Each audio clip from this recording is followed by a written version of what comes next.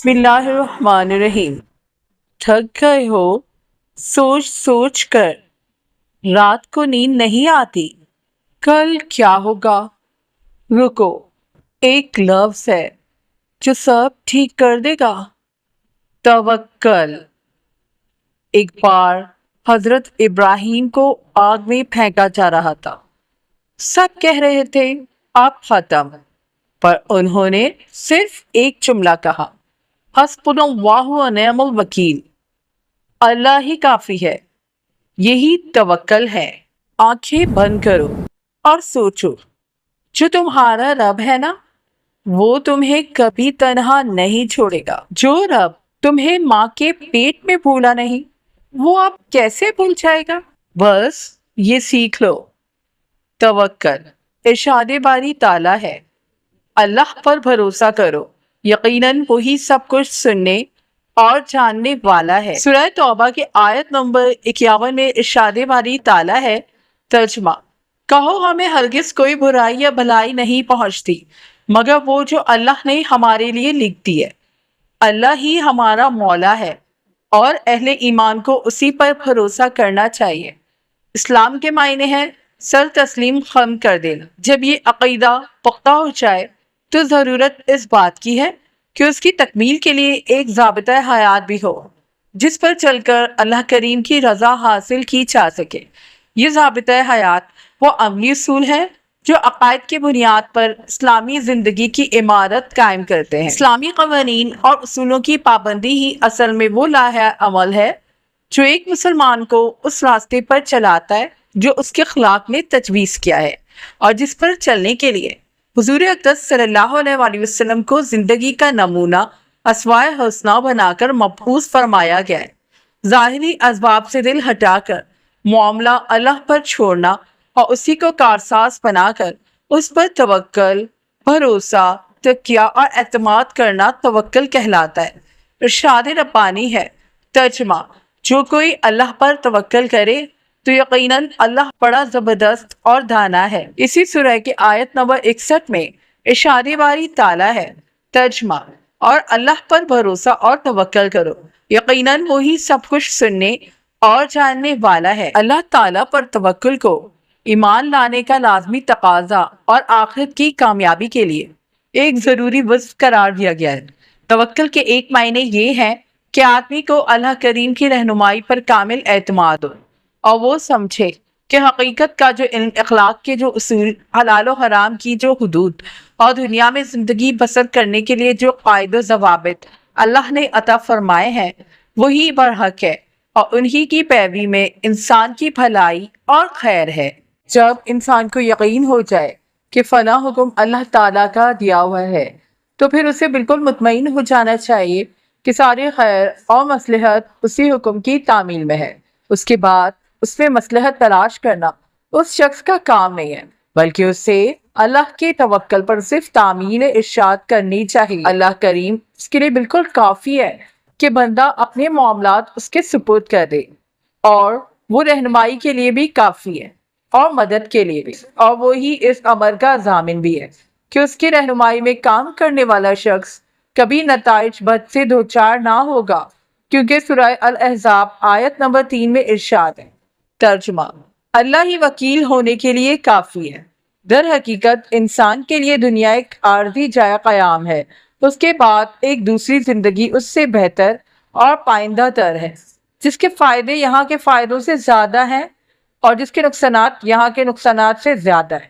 جو شخص اس دنیا کے مظاہرے سے دھوکہ کھا کر اس کی لذتوں کے پیچھے پڑا رہتا ہے اور آخرت کی لذتوں کو نظر انداز کر دیتا ہے، وہ دراصل خسارے کا سودا کرتا ہے۔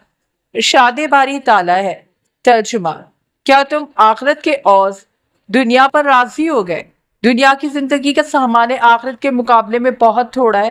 سورہ شورى آیت نمبر 36 میں حکم خداوندی یہ ہے، ترجمہ: جو کچھ بھی تم لوگوں کو دیا گیا وہ محض دنیا کی چند روز زندگی کا سر و سامان ہے، اور جو کچھ اللہ کے ہاں ہے وہ بہتر بھی ہے اور پائیدار بھی۔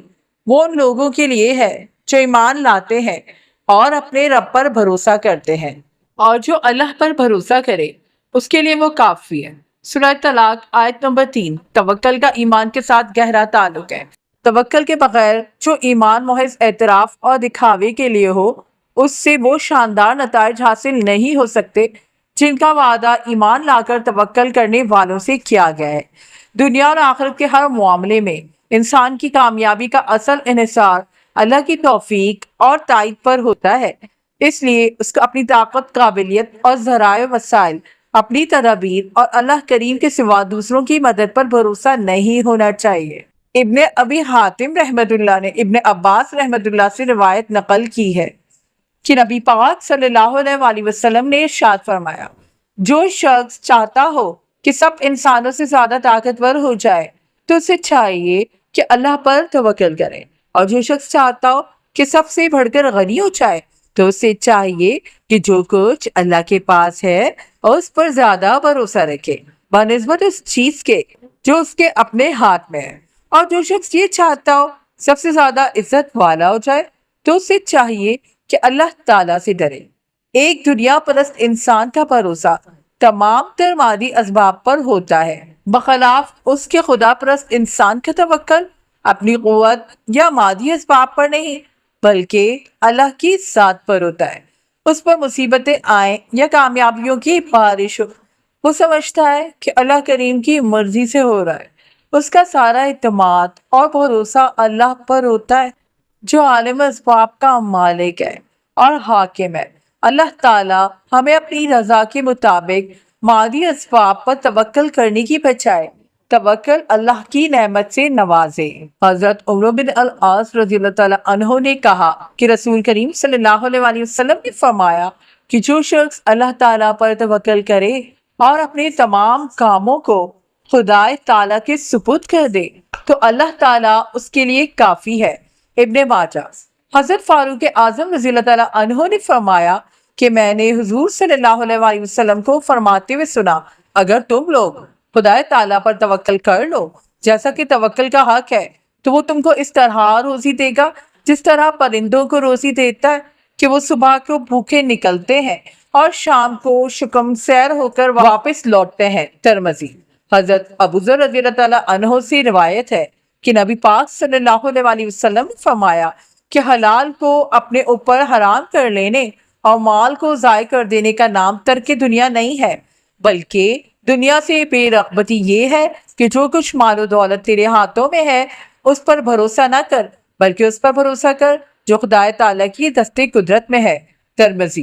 حضرت صہیب رضی اللہ تعالیٰ عنہ نے کہا کہ رسول کریم صلی اللہ علیہ وآلہ وسلم نے فرمایا کہ مومن کا معاملہ عجیب ہے کہ اس کے ہر کام میں بھلائی ہے، اور یہ شرف مومن کے سوا کسی اور کو حاصل نہیں ہے۔ اگر اسے خوشی کا موقع نصیب ہو اور اس پر خدا تعالیٰ کا شکر بجا لائے تو اس میں اس کے لیے بہتری ہے، اور اگر کبھی مصیبت پہنچے اور وہ اس پر صبر کرے تو اس میں بھی اس کے لیے بہتری ہے۔ مسلم۔ حضرت سعد رضی اللہ تعالیٰ عنہ نے کہا کہ سرکار اقدس صلی اللہ علیہ وآلہ وسلم نے فرمایا کہ آدمی کی نیک بختی یہ ہے کہ جو کچھ اللہ تعالیٰ نے اس کے لیے مقدر کر دیا ہے اس پر راضی رہے، اور آدمی کی بدبختی یہ ہے کہ وہ خدا تعالیٰ سے بھلائی مانگنا چھوڑ دے، اور آدمی کی بدبختی یہ بھی ہے کہ خدا تعالیٰ نے اس کے بارے میں جو کچھ مقدر فرما دیا ہے وہ اس پر آزردہ ہو۔ احمد۔ ترمذی۔ اگر آپ اللہ تعالیٰ سے مدد کر رہے ہیں تو یاد رکھیں کہ صبر بھی کرنا پڑے گا۔ اللہ نے یہ واضح فرمایا ہے کہ وہ صابر لوگوں کے ساتھ ہے۔ اللہ کی مدد انہی لوگوں کو ملتی ہے جو اللہ پر ایمان اور بھروسہ کرتے ہیں اور صبر کا دامن تھام لیتے ہیں، کیونکہ ان کو پتا ہوتا ہے کہ وہ اپنے معاملات حل نہیں کر سکتے جیسے اللہ تعالیٰ کر سکتا ہے، تو بجائے اس کے کہ ادھر ادھر خوار ہو بس اللہ کو یاد کریں، اسی سے مدد طلب کریں اور صبر کی سواری پر سوار ہو جائیں۔ آخر میں منزل مقصود تک اللہ تعالیٰ خود آپ کو پہنچا دے گا۔